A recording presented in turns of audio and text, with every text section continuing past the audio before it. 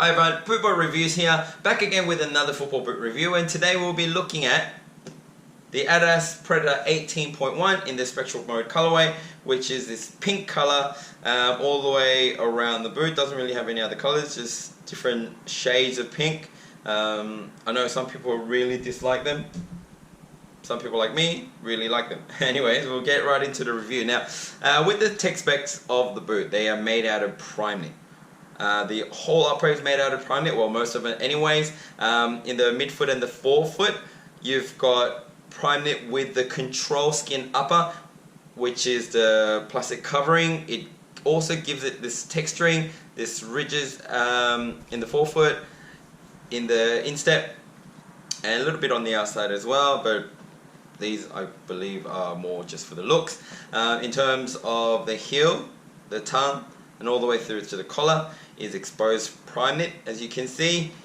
Stretches nicely. The sole plate and stud pattern is what they call the control frame, and then the stud layout is actually, well, not just with this boot but all Adidas silos at the moment, is a modified version of the sprint frame, this being another one using these special shaped studs instead of the rounded studs you usually get. Anyways, gets the job done.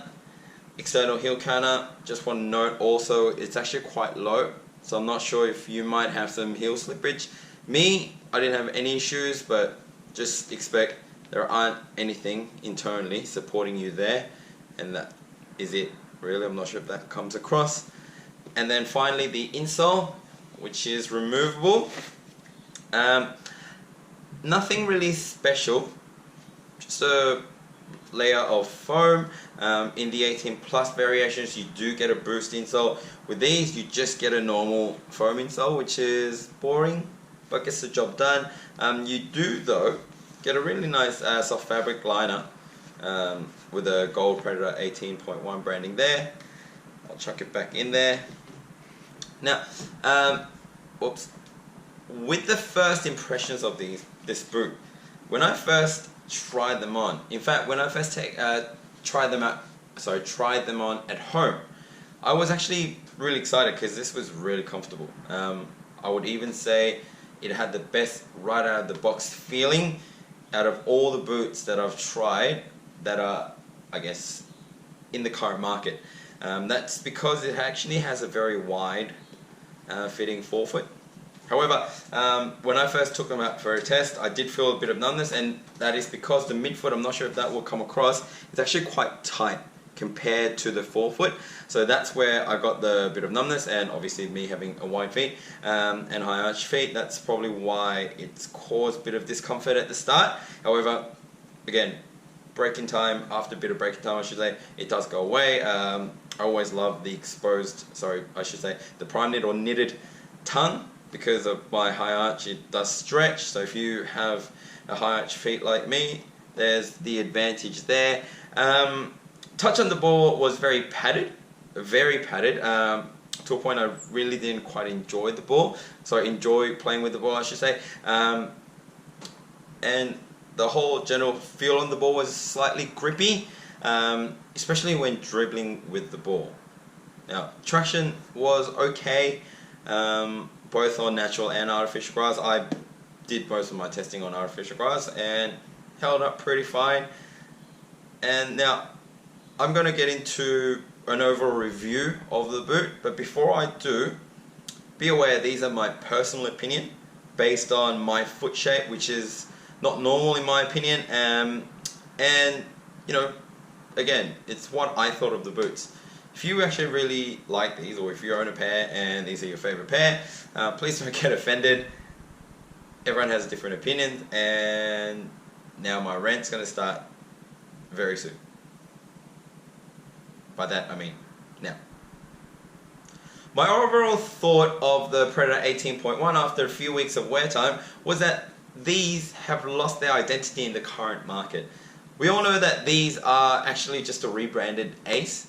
If you don't know the Ace line, the Predator back in 2015 was discontinued and replaced by Adidas's Ace line. Now, in fact, they've discontinued all their silos, including F15, which upset a lot of people, and X and Ace came into light.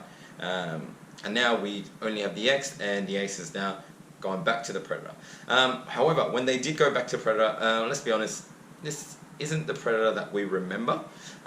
These probably could have done better if they were just called the Ace 18.1, because this is just like the Ace 17 or Ace 16.1 plus prime knit models, which had the laces. And yeah, look, I'll just show you. Obviously, a lot of you guys know this boot.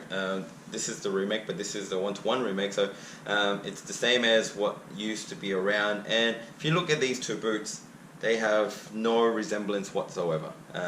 This is made out of kangaroo leather upper, number one trait in my opinion, along with the striking elements that you can see, the rubber striking elements, which are the traits in Predator. This is a synthetic with no striking elements whatsoever. And then something that was discontinued, not just in this model but modern day football boots, is the fold over tongue. Again, Predator, Ace maybe.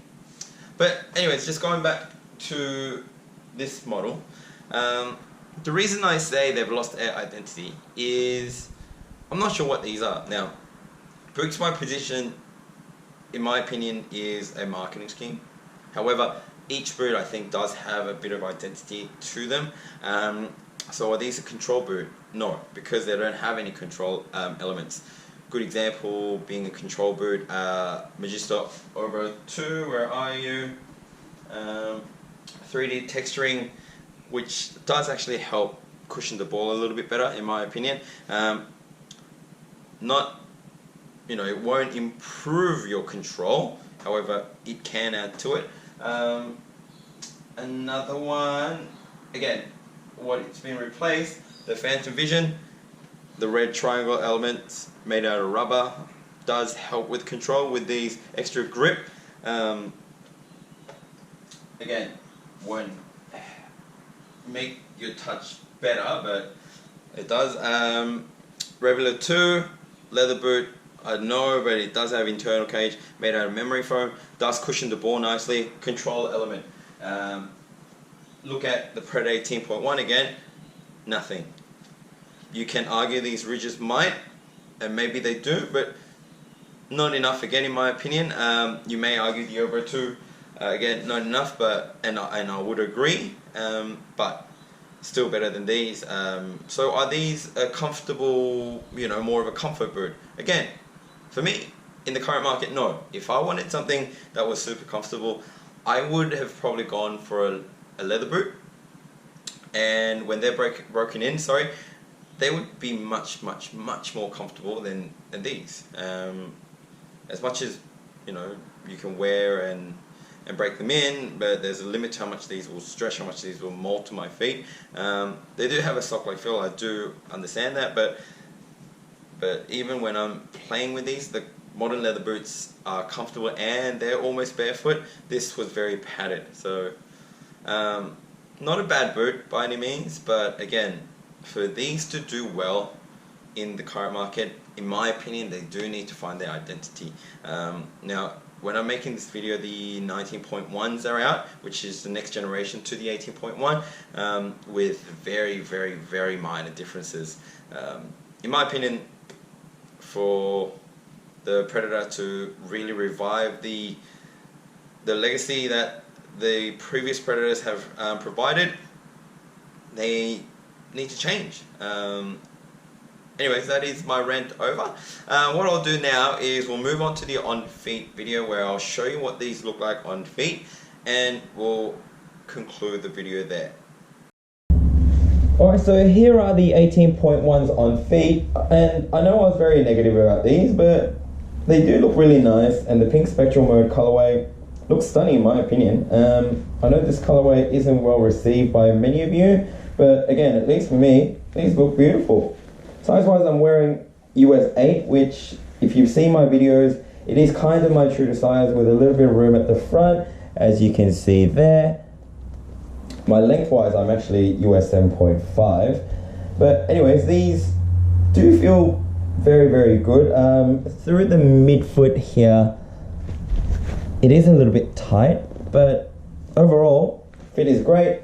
Even if you have wide feet, go to true to size. You will have a bit of room in the forefoot, but as I said, midfoot will need some breaking time. Now the Predator 18.1 is a decent boot and it still has many good qualities. However, as I mentioned earlier, they seem to have lost their identity in the current market. I know the whole boots by position is a gimmick and it is a marketing scheme, but putting all that aside, I still think Adidas need to do better, especially now with the new copper line coming out.